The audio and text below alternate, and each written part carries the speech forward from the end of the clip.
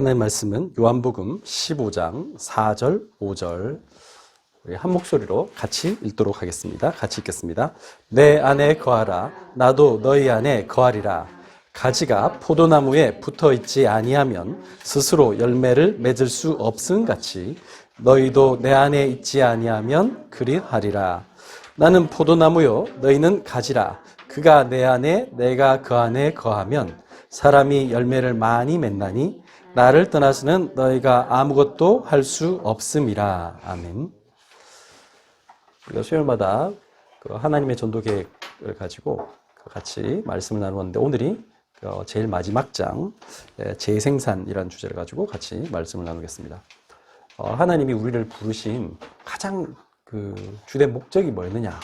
왜 세상 가운데 우리를 따로 하나님의 자녀로 부르셨느냐?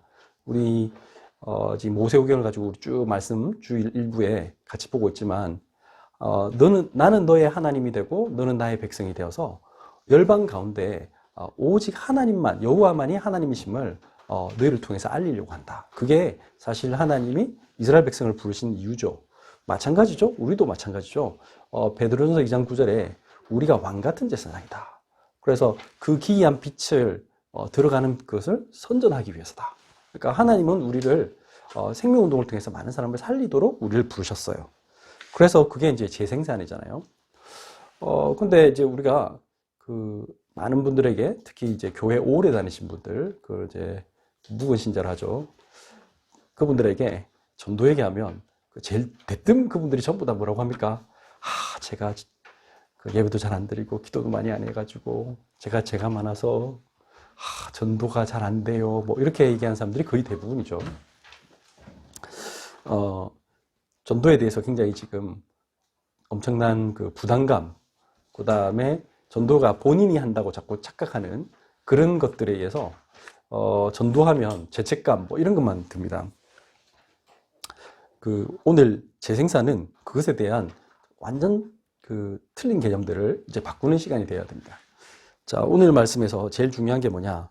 전도운동은 뭘로 시작합니까? 이렇게 물으면 하나님이 원하시는 게 뭐냐? 전도운동이다. 근데 전도운동이 어떻게 하면 됩니까?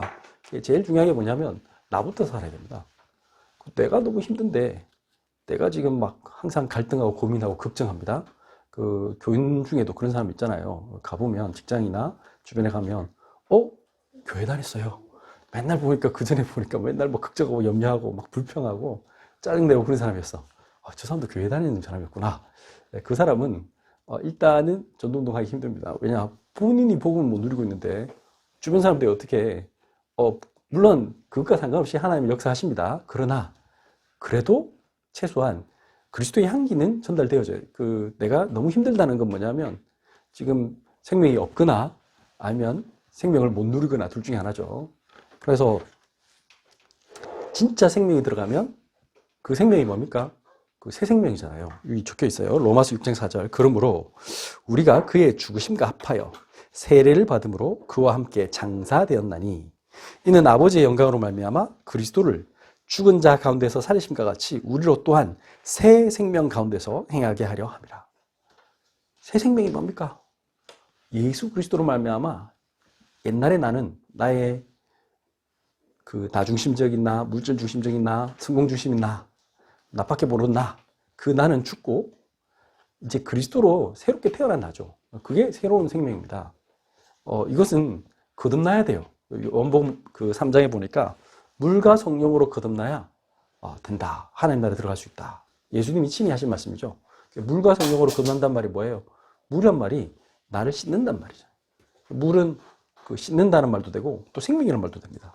물을 우리가 마시면 우리 살잖아요. 물 안 마시고는 못 살아요. 그래서 우리 안에 더러운 것들 다 씻겨내고, 더럽다는 게 뭐예요? 무슨 더럽다 하니까 자꾸 우중물 이것만 생각하는데 그런 개념이 아니죠. 항상 우리 자신은 그냥 가만히 있어도 더러워지죠. 여러분들 방 아무것도 안 했는데 더러워요. 보면 먼지 쌓이잖아요. 그런 것처럼 우리는 본능적으로 하나님 없으면, 씻지 않으면, 그리스도 없으면 우리는 본능적으로 그냥 죄 속에 있어요. 그냥. 그래서 본질상 진노의 자녀였대. 그래서 내가 아무것도 한 것도 없는데 그냥 저주 재앙이 나에게 닥쳐요. 내가 특별히 잘못한 것도 없어. 근데 막 이상한 일이 벌어져. 그게 운명의 세상 사람들이 말하는. 그 속에서 나는 빠져나올 방법이 없어요. 그래서 하나님이 우리에게 뭘 주셨다고요? 그리스도를 보내셨다. 그리스도의 영을 내 마음속에 예수님을 인생의 주인으로 모시고 그 그리스도의 영이 내 속에서 지배하는 상태. 그래서 하나님과 함께 하는 상태. 그게 뭐예요? 성령으로, 물과 성령으로 거듭난 거예요. 그 상태가 되면 우리는 새로운 생명이 시작돼요. 이 생명의 씨가 뭐라고 했냐면 마태복음 13장 그 23절에 보면 예수님이 씨 뿌리는 비유, 농사를 가지고 이 생명을 설명해 줬어요. 뭐라고 했습니까? 씨를 아무 데나 뿌리긴 뿌리는데 뭐 길가에 돌짝밭에 가시나무 그 가시밭에 뿌리면 이게 자랄 수가 없죠. 하나님은 우리에게 그리스도의 복음의 빛을 막 비추세요. 그런데 어떤 사람은 그 뭐 돌짝밭에 떨어지면 어떻겠죠? 막 말씀 들을 때는 막 감동하고 막 그런데 조금만 문제오고 조금만 힘이 없어 지속이 안 돼. 금방 하나님은 뭐가 없어. 저 사람 믿었나? 그런 생각 드는 사람. 또 뭐 가시밭에 빠졌단 말은 그 말을 했죠. 뭔가 이제 조금 잘하고 있는데 믿음이 자라서 했는데 조금만 핍박이 온다든지 아니면 재물이나 여러 가지 유혹이 와가지고 경제적으로 어렵게 한다든지 그러면 하고 그냥 쓰러지는 사람. 이런 사람들이 너무 많죠. 근데 좋은 밭에서 떨어진 사람은 어떻죠? 여기 마태복음 13장 23절 좋은 땅에 뿌려졌다는 것은 말씀을 듣고 깨닫는 자니. 이게 중요한 말입니다. 말씀을 듣고 깨달음이 있으면. 깨닫는 게 뭡니까? 나는 죄인입니다. 깨달음이 뭡니까? 나는 그리스도가 필요합니다. 깨달음이 뭡니까? 나는 하나님 말씀으로 너무 행복하고 하나님이 나를 사랑하시는 게 믿어집니다. 이게 깨닫는 거예요. 그러면 아무것도 안 해도 하나님이 결실케 하세요. 여러분들 농사 지을 때 우리 집사님 그러시대 어떻게 보면 쌀농사 쉽습니다 하면서 그냥 하고 있으면 물만 주고 대충 이렇게 하면 시간 지나면 알아서 큰데 그렇죠? 저는 이렇게 생각했어요. 항상 집사님 자주 가셔야겠다. 매일 자주 가가지고 돌봐야 된다. 저는 그렇게 고정관념이 있었거든. 그게 아니라 그냥 조금 있으면 잘한대. 그 말이에요, 여기 지금. 그냥 뿌려놓으면 결실하여 어떤 것은 100배, 어떤 것은 60배, 어떤 것은 30배가 되느니라 하시더라. 사실 우리가 하는 게 없어요. 하나님이 하게 하세요. 생명만 정말 뿌리면, 내가 정말 그리스도의 복음을 전달했다면, 정확한 복음을 전달했다면 반드시 하나님은 역사하세요. 그리고 언제 이 복음의 열매가 나오느냐. 오늘 읽었던 요한복음 15장 4절에서 5절 내 안에 거하라 나도 너희 안에 거하리라. 우리가 하나님 안에 거해야 하나님이 우리 속에 거해야 역사가 일어납니다. 가지가 포도나무에 붙어 있지 아니하면 스스로 열매를 맺을 수 없음같이 너희도 내 안에 있지 아니하면 그러하리라. 나는 포도나무여 너희는 가지라. 그가 내 안에 내가 그 안에 거하면 사람이 열매를 많이 맺나니 나를 떠나서 너희가 아무것도 할 수 없음이라. 전도운동 어떻게 합니까? 되게 쉽습니다. 그냥 하나님 안에 붙어 있으면 됩니다. 붙어 있으면 삽니다. 이 말 알죠? 우리 아이들 지금 서비스쿨 운동하는데 뭐 하면 됩니까? 같이 붙어 있으면 돼요. 같이 그냥 말씀을 같이 나누고 포럼하고 같이 기도하고 그 속에서 하나님 주신 지혜를 계속 누리고 작품을 시도해보고 그럼 작품을 남기게 되고 그러면 시간 지나면 열매가 나오게 돼 있어요. 그게 어려운 게 아니에요. 그냥 하다 보면 어떤 계획을 막 정교하게 안 세워도 돼요. 우리가 하다 보면 많은 것들이 이루어지게 돼 있어요. 그런데 사람들은 어떻게 하냐? 전부 다 모든 걸 다 짭니다. 이렇게 해야 되고 저렇게 해야 되고 농사를 한번 지어보시면 막 열심히 했는데 갑자기 지금 오늘 어제 갑자기 날 한파주의보 이래가지고 갑자기 농사가 이렇게 이상해질 수도 있잖아요. 갑자기 태풍 올 수도 있잖아요. 그거 우리가 예상하는 게 아니란 말이에요. 우리가 할 수 없는 것도 너무 많아요. 하나님 손에 달려 있어요. 지금 그 말이에요. 옛날에 우리 큰애도 뱃속에 아기가 있는지 모르고 우리 집사람이 막 가가지고 덜덜덜덜 막 저기 그것도 하고 달리기도 하고 이거 덜덜덜 이것도 하고 막 하여튼 짐 다니고 막 그랬어요. 그랬으면 어떻게 됐을까요? 원래 잘못하면 아기 떨어지잖아요. 근데 어떤 사람은 옆에 다른 선생님은 약간만 무리했는데 그냥 아기가 유산됐어요. 근데 쟤는 지금 저렇게 태어났어요. 하나님이 생명 안에 생명. 모르고 어떻게 했는지 모르는데 하나님의 계획 속에 있으면 하나님 안에 있으면 하나님은 하게 하시는 거예요. 근데 사람들이 하나님을 안 믿어. 하나님께 기도하고 하나님의 능력을 의지해야 되는데 하나님의 방법을 생각하지 않고는 자꾸 자기가 뭘 계획을 세워. 그러니까 안 되죠. 그래서 나는 포도나무여 너희는 가지라. 그가 내 안에 내가 그 안에 거하면, 하나님 안에 거하기만 하면 사람이 열매를 많이 맺게 된다. 내가 정말 하나님과 동행한다면 하나님이 증거를 주신다. 그러면 당연히 나를 통해서 많은 사람들을 살리는 게 하나님 뜻이기 때문에 그게 하나님 소원이니까 우리 학생들이 막 전도하려고 막 애를 필요 없어요. 사실은 여러분들이 직장 가서도 마찬가지 막 전도하려고 애를 쓸 필요는 없어요. 단 내가 그 현장에서 복음을 누려야 돼. 하나님이 나와 함께 하시는 것을 누리고 기도하고 그 사람들을 위해서 기도만 하고 있어도 이곳에 하나님의 나라가 임하게 하옵소서.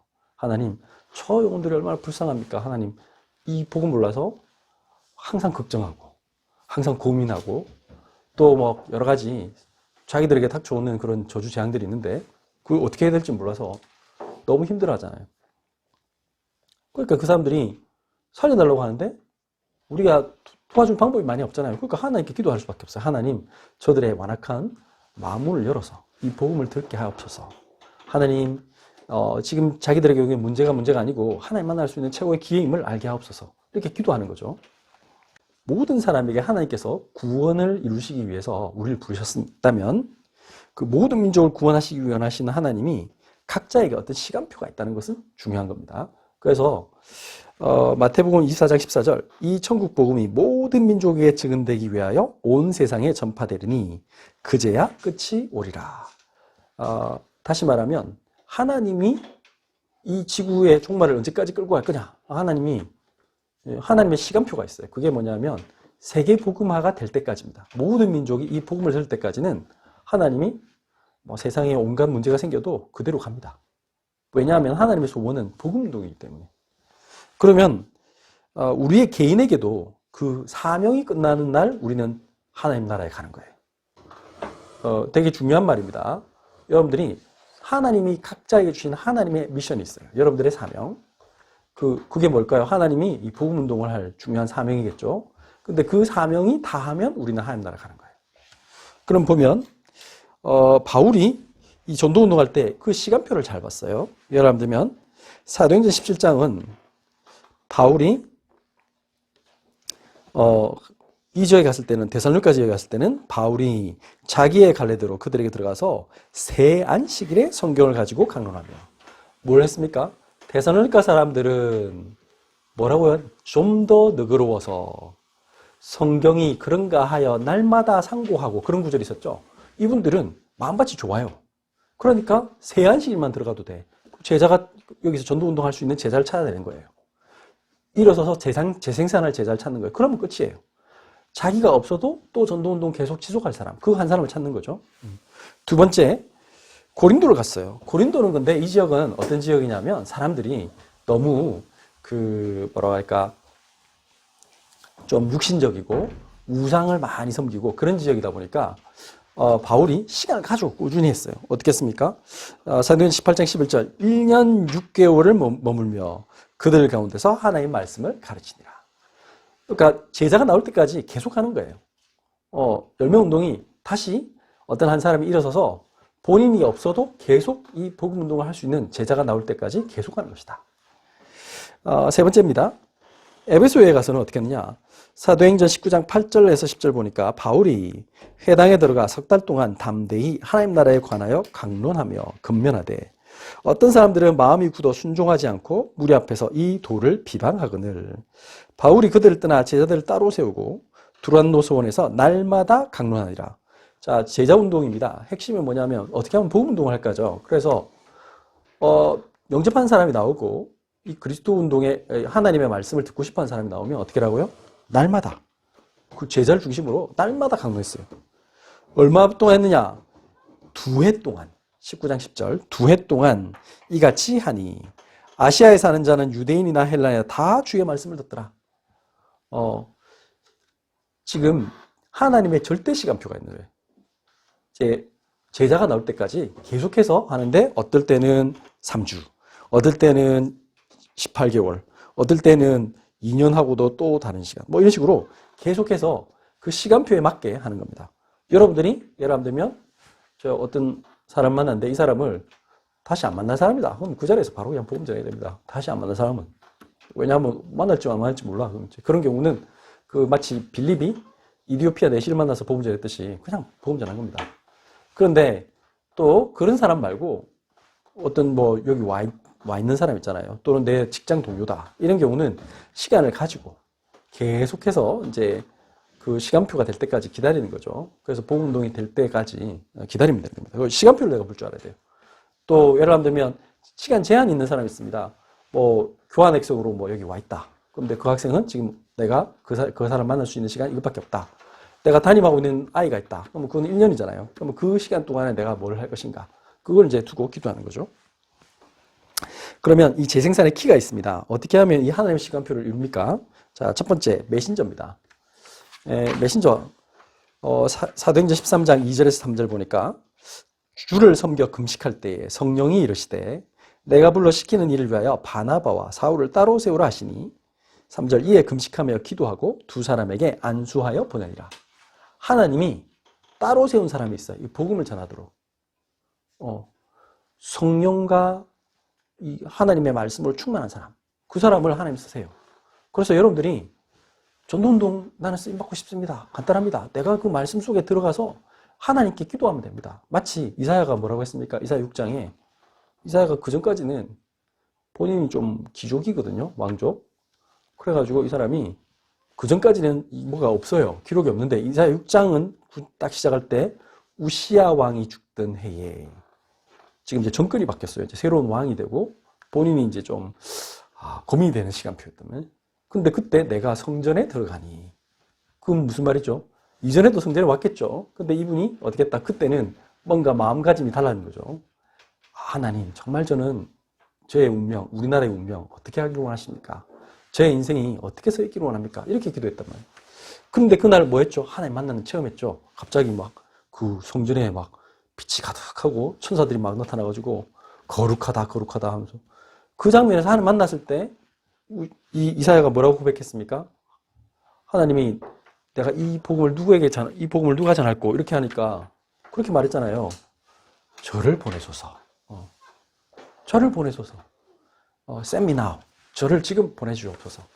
저 맨날 나갈 때 기도할 때 그렇게 많이 합니다. 달리기 할 때도 쭉 하면서 프랑스 말로 그게 나를 보내소서가 앙부아거든요. 앙부아무아.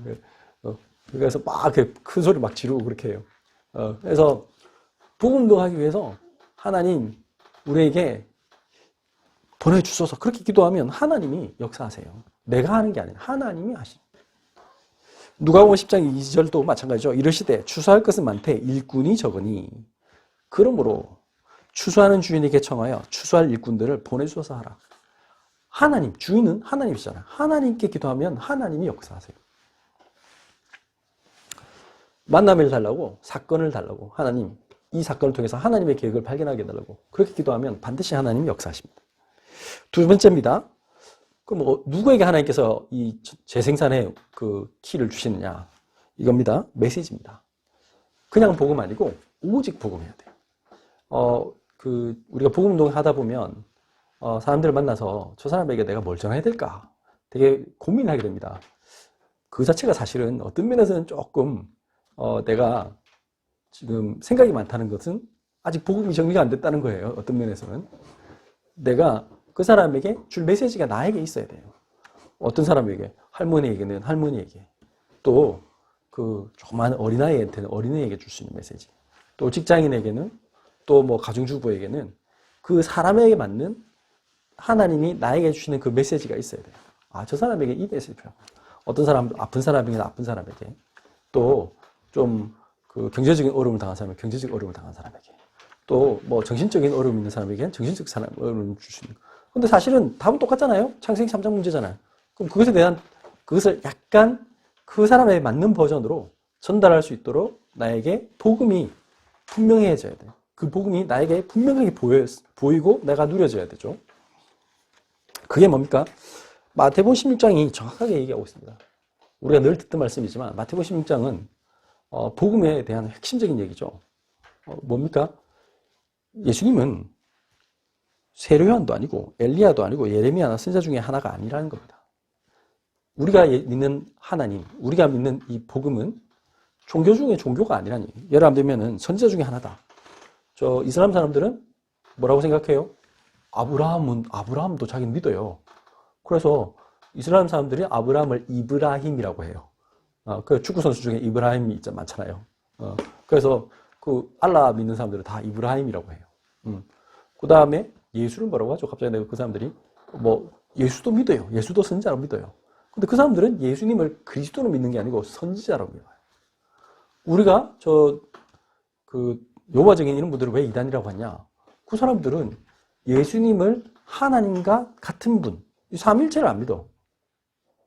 예수님은 이게 하나님은 아니신데 그렇다고 또 인간도 아닌 뭐 어정쩡한 어떤 그런 존재로 믿어요. 자, 그게 이단인 거예요. 지금 뭘 얘기냐면 예수님은 이런 분이다. 세례요한처럼 정의를 막 외치다가 돌아가신 그런 분이 아니에요. 세례요한이 그거 했잖아요. 헤롯 왕 보고 왜 당신이 만약 당신 그 동생 아내를 취해가지고 그러면 되냐? 그건 잘못된 거다. 그 얘기하다가 헤로디아라고 그 왕비한테 사주받은 살로메라는 그 공주가 춤춰가지고는 아버지가 야, 내가 이 나라 절반에도 줄게 어떻게 할까? 그러니까 저것만한테 쪼르륵 가가지고 엄마 뭐라고 얘기할까요? 그러니까 저 원수 같은 세례요한 머리를 잘라라 해라. 그래가지고 세례요한 그래서 죽었잖아요. 세례요한은 여기서 말하는 그 세례요한은 그런 의미의 세례요한입니다. 하나님이 이 땅에 정의를 실현하신 분 맞습니다. 하나님은 공의로우신 분이십니다. 하나님은 부정과 부패를 용납하지 않으십니다. 맞는 말이지만 그러나 우리가 이 세상의 정권을 바꾼다고 이 세상에 영적 문제가 해결되지 않습니다. 저주나 재앙이 없어지지 않습니다. 아무리 우리가 착하게 살려고 노력해도 오히려 있잖아요. 율법주의만 하는 제가 막 옛날에 좀 율법주의 심했잖아요. 뭐 지금도 약간 체질 남아있긴 한데 그러면 어떻게 했냐. 우리 아이들이 눈치를 봐요. 저 눈치를. 아버지 어머니가 너무 율법을 강하다. 그래서 막 옳고 그름 많이 따진다. 그러면 어떻게 되죠? 아이들이 사랑이 없어져요. 엄청 어떻게 되냐면 오히려 그게 아이들 막 맨날 눈치 보고 이제 위선을 두게 됐어요. 모든 사람은. 그게 미국 역사일 수도 있었어요. 미국이 청교도 시기가 이제 시작되면서 처음 이제 시작할 때는 이게 복음이 아니고 딱 이 율법이 들어갔단 말이에요. 그러다 보니까 어떻게 했어요? 세례요한하고 비슷해. 뭐 교회 주일날 교회 안 가면 감옥 높이, 11조 안 낸다고 감옥 높이고 막 금주법 만들어가지고 술 먹으면 죄다 이래가지고 술 취하지 말라 이런 방탕한 것이네 해가지고 금주법 막 시행하고 어떻게 됐을까요? 밀주가 유행했어요. 밀주 아세요? 몰래 집에다가 싸다고 오히려 이제 더 술값 더 비싸. 이제 몰래 다 먹고 오히려 더 이상해져. 그러다가 만약에 목사가 튀어나와가지고 마시면 어떻게 되겠어요? 희한한 세상이 돼요. 그 고발한 영화 저기 소설이 뭡니까? 죽은 글씨잖아요. 그런 식이에요. 미국이 한 번도 제대로 된 복음을 제대로 지금 뿌려내지 못해서 사실은 그 청교도주의가 그대로 남은 거죠. 두 번째입니다. 엘리야 같다 합니다. 많은 사람들은 하나님의 능력을 자꾸 의지합니다. 그래서 막 기적이 일어나고 병이 낫고 교회 오는 목적이 그런 거 아니냐. 축복받으려 하는 거 아니냐. 막 우리가 해결할 수 없는 문제. 하나님은 우리를 치유하실 수 있죠. 우리는 암도 나을 수 있고요. 불치병도 나을 수 있습니다. 정신병도 나을 수 있습니다. 그러나 귀신도 쫓기고 다 하지만 그러나 제일 중요한 건 뭐죠?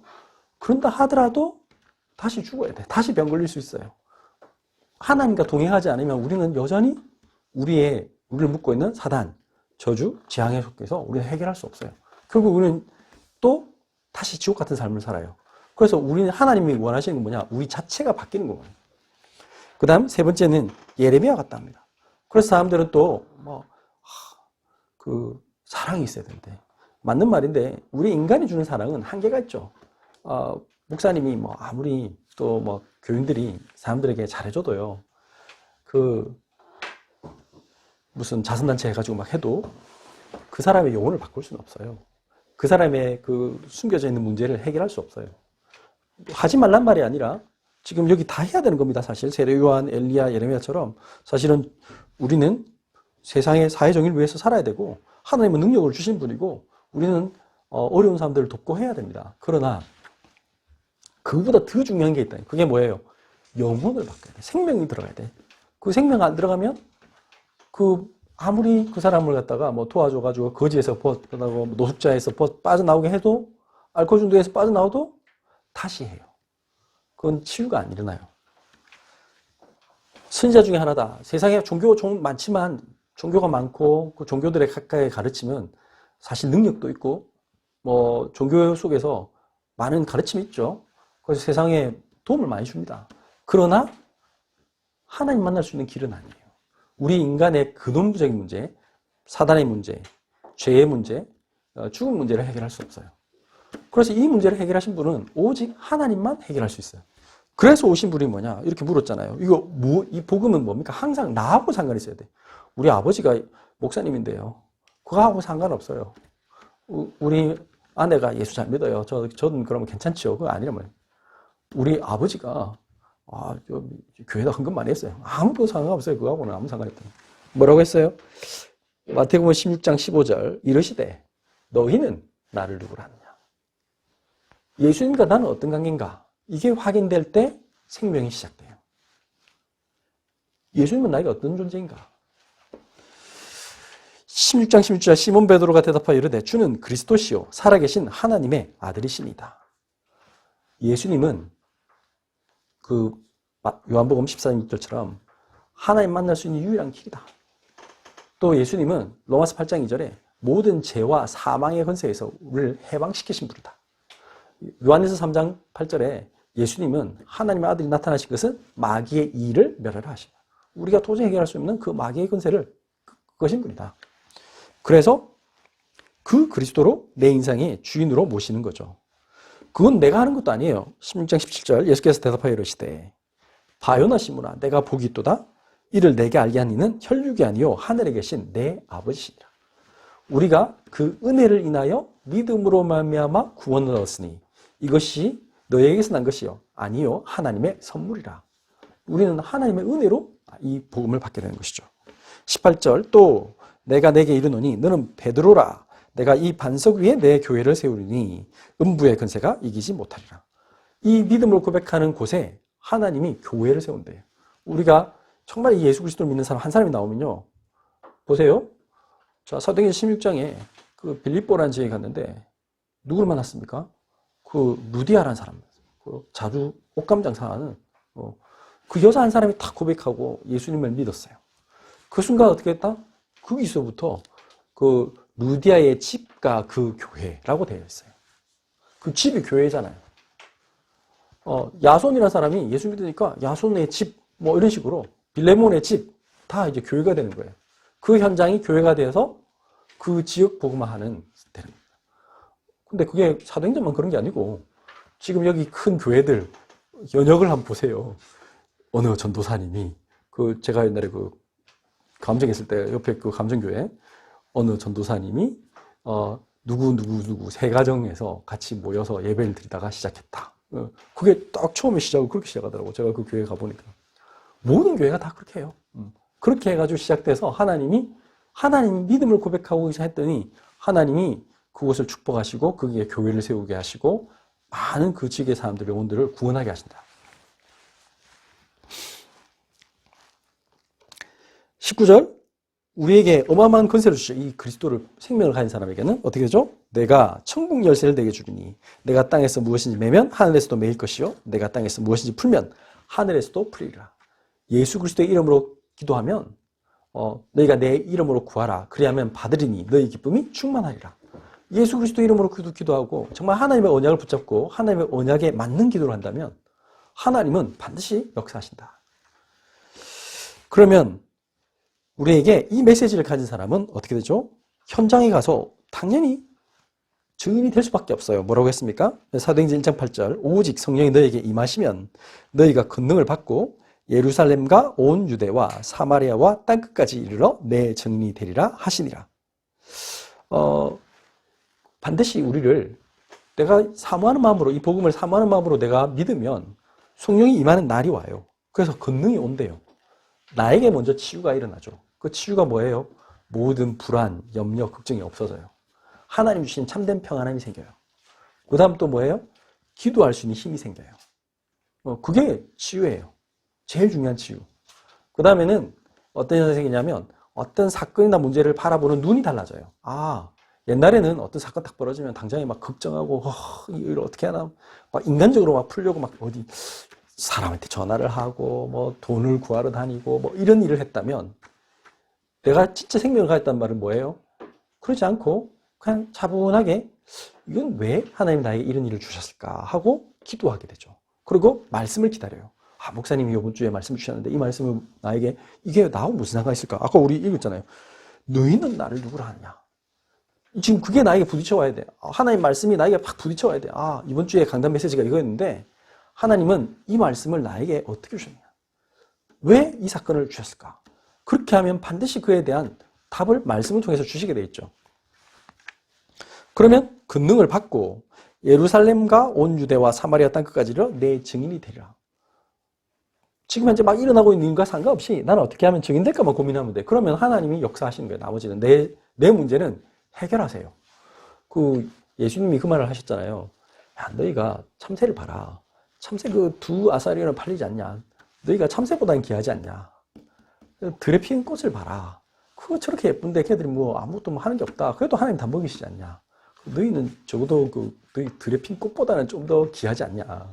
하나님이 너희를 얼마나 사랑하냐. 근데 왜 이렇게 걱정하냐. 지금 그 말씀 하셨잖아요. 더군다나 우리가 진짜 전도자라면 하나님이 우리를 망하게 하시겠냐고. 우리를 망하게 하시려고 우리를 부르셨네요. 그건 아니잖아요. 우리에게 고통을 주려고 하나님 자녀 삼으셨습니까? 그건 아니죠. 어떤 부모가 자기 자녀가 고통받는 경우가 있어요. 전혀 그렇지 않죠. 주로 부모가 열받아서 화낼 때는 뭐냐? 애가 워낙 말을 안 들으니까 그럴 때 열받는 거예요. 하도 안 믿으니까. 그러니까 열받지? 그럴 리가 없다. 그럼 가정입니다. 뭡니까? 마가복음 16장 15절에 우리가 어떻게 하면 재생산의 축복을 누리게 되느냐? 또 이르시되 너희는 온 천하에 다니며 만민에게 복음을 전파하라. 일단 가야 돼요. 마태복음 28장도 너희는 가서, 이게 1단계라. 그 현장을 가야 돼, 현장을. 가서란 말은 뭐죠? 내가 뭐 이 말 듣고 나는 또 그러면 나 프랑스 가야겠다 뭐 이런 그게 아니라 내 주변에 내가 있는 그 현장에 너희는 온 천하에 다니며 만민에게 복음을 전파하라. 16절 믿고 세례를 받는 사람은 구원을 얻을 것이요. 여러분들이 예수님을 믿은 것처럼 똑같이 여러분들 주변에 하나님이 예비한 자가 있어요. 그 사람이 예수님을 그리스도로 믿게 되는 사람이 있어요. 그 사람은 구원을 얻을 것이요. 믿지 않는 사람은 이미 그 사람에게 심판이 임했다고 성경이 얘기했죠. 정죄를 받으리라. 믿는 자들에게는 이런 표정이 따르리니 진짜 믿은 사람은 가짜로 믿은 사람 말고 그냥 영접해 주는 사람, 그런 사람은 진짜 믿는 사람이 아니죠. 또 그 분위기에 휩쓸려서 믿거나 아니면 지금 너무 힘들어서 믿는 사람, 그런 사람도 있습니다. 물론 그 속에서 진짜 믿는 사람도 있겠지만 그러나 그건 좀 봐야 되는 거죠. 진짜 믿는 사람은 다르죠. 아까 말한 진짜 믿는 사람은 그 문제 속에서 문제 해결에 집착하지 않아요. 진짜 믿는 사람은 감사해요. 그것 때문에. 근데 진짜 안 믿는 사람 특징이 뭐냐면 끝까지 그 문제 해결에 막 집착하는 그런 사람들이죠. 믿는 자들에게는 이런 표적이 따르니 곧 그들이 내 이름으로 귀신을 쫓아내며 새 방언을 말하며. 되게 의미 있는 말이죠. 귀신을 쫓아낸다는 말이 뭡니까? 내 속에 있는 모든 악한 영들의 세력이 끝난다는 얘기예요. 하나님 없을 때, 하나님 못 만났을 때 사람들은 뭐냐면 온갖 생각의 그 틀에 잡혀 있어요. 그리고 온갖 꼬리에 꼬리를 무는 생각, 그게 뭐예요? 염려, 걱정, 분노, 짜증, 그 다음에 불평, 감사가 없어요. 그 상태에 있는 사람들이 이 귀신에 있었는데 그게 쫓겨나요. 그런 모든 악한 영들의 세력이 떠나가고 새 방언을 말하며. 이제 말이 달라졌어요. 옛날에는 막 욕하고 누구에게 막 그런 말 했다면 이제는 예수 믿는 사람들 뭡니까? 감사합니다. 복 받으세요. 전부 다 이 예수 믿는 사람들은 그러니까 얼굴 자체가 달라져요. 제가 항상 느끼는 건데 이게 진짜 이렇게 예수 믿는 사람들 모에 집회에 탁 가는 거 같고 어쩌다가 제가 이제 일반인들의 모임에 탁 가보면 이게 얼굴빛이 달라요. 진짜 믿는 분들은 탁 보면 참 선하다. 지난번에 한번 우리 그거 있었잖아요. 뭐, 제익 세미나인가? 그거 하러 저기 진주 갔을 때, 저희 집사람도 그러더라고. 야, 어떻게 저 교인, 사람들이 표정이 너무 좋다. 진짜 신자같이 느껴진다. 저 사람들 원래부터 저랬을까? 그 얘기 하더라고. 그렇지 않죠. 그분들도 옛날에는 사납고 그랬겠죠. 근데 예수님을 알면 알수록 사람이 달라지는 거죠. 새 방언을 말하며 18절 뱀을 집어 올리며 무슨 독을 마실지라도 해를 받지 아니하며. 우리가 살아가다 보면요 실수할 수도 있고요. 우리는 어떨 때는 막 우리도 잘못합니다. 그런데 하나님은 우리의 잘못을 다 아시면서 우리를 보호하세요. 그게 하나님의 은혜인 거죠. 그리고 우리에게는 어마어마한 권세가 있어요. 예수 이름으로 병든 사람에게 손을 얹으면 나으리라. 야고보서에도 보면 너희가 병이 걸렸느냐 그러면 어떻게 하라고요? 기도할 것이고 또 장로를 청해서, 장로란 말은 목사님을 청해서 기도받아라. 그러면 그 믿는 자의 기도는 역사하는 힘이 많으리라. 그거 적혀 있잖아요. 그리고 19절 주 예수께서 말씀을 마치신 후에 하늘로 올려지사 하나님 우편에 앉으시니라. 이제 물리적으로 육신적으로 우리 계셨던 그 하나님은 지금 천국에 가셨지만, 그러나 20절 제자들이 나가 두루 전파할세 주께서 함께 역사하사 하나님의 영 그리스도의 영 성령은 우리와 함께 하세요. 그래서 그 다른 표적으로 말씀을 확실히 증언하시니라.